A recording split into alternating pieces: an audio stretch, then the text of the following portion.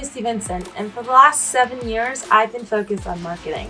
However, 2 years ago, I launched my own agency, LVS Digital. Since then, I've logged thousands of hours A/B testing strategies on Instagram to ensure I could maximize the ROI for my client. I've helped brands with their go-to-market strategy, taking them from $0 to $40,000 in the course of 1 month through organic social media marketing, influencer marketing, and with the help of some PR. We've also worked with some major brands like Heineken, Chase, Emirates, but my favorite clientele are entrepreneurs and startups. If you're new here and you like this video, make sure to click the link below to subscribe to this channel.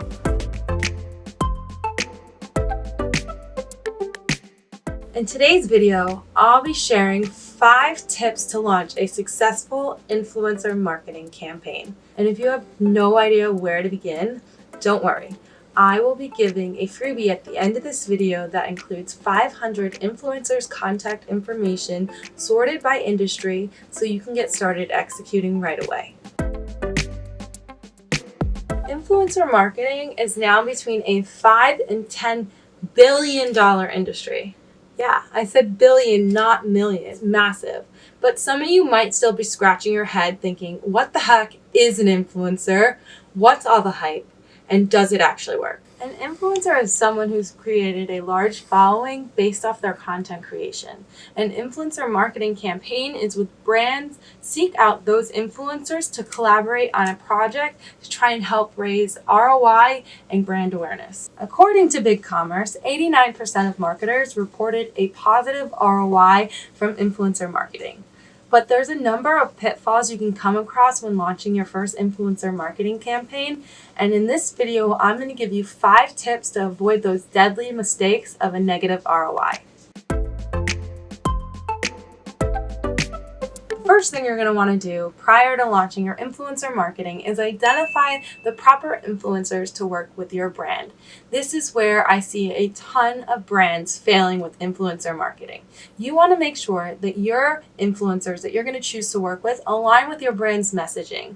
They identify with your target audience, and they would actually use your products in their daily life so it doesn't seem unnatural or forced when they tell their followers about your products. Say, if for instance, you were working with a health and fitness influencer and you were asking them to influence and talk about your product, which is alcohol or e-cigarette based or something that's unhealthy. That would cause a negative ROI because their followers won't really buy into the fact that they're using those products. Once you're confident with your influencer list, and you're sure that these influencers are online with your brand, we can move to outreach. Outreach is a huge opportunity for you to differentiate yourself as a brand. A lot of brands reach out to influencers with super generic messaging, and I love to take the time to build relationships with the influencers that I want to work with. I think it's a major differentiator, and I've noticed that response rates skyrocket when you use this strategy. The next step is negotiations. You want to make sure prior to reaching out to any influencers that you've decided whether you're going to be doing a per trade basis or if you have marketing dollars to put behind these influencer marketing campaigns. Honestly, I like to start with a per trade basis so I can validate that there will be a positive ROI with those influencers, and then from there, I'm happy to put ad dollars behind these campaigns. Another pitfall I see a lot of brands make during the negotiation phase is they don't set clear expectations and deadlines with influencers. You need to be extremely specific about what you expect, when you expect it by. Can they write their own caption, or do you want to make sure that you have approval prior to posting to ensure that it's on brand? You want to make sure that all of this is crystal clear so you're happy with the end results and the influencer is happy with the relationship that you've built. Next, we're going to move on to execution. Now, this is going to be something that you have to be really organized on, especially if you're running multiple influencer marketing campaigns at the same time. I like to keep a Google Docs spreadsheet with the influencer, their address, their contact information, when the product was shipped, tracking, I'll share that with you in the link below this video if that's something that you're interested in as well.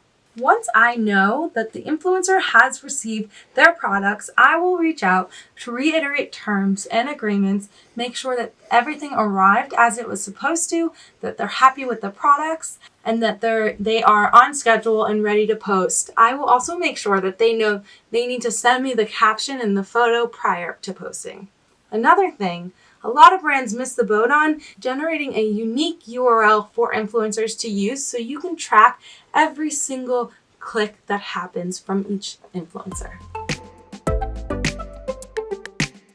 The fifth and final step is analysis. We want to be crystal clear whether or not you're receiving a positive ROI from each individual influencer. In order to do that, you must be tracking everything. I'm talking about links, clicks, engagement rate, everything you can. So I like to use two apps for this. One, I use a free app called Bitly. It is a free website where you can go and generate a unique URL. The other app I like to use is called People Map. It'll show me what the engagement rate is when the influencers posted, how many likes they got, how many comments they got, and I can see overall how many followers came to our profile from each influencer.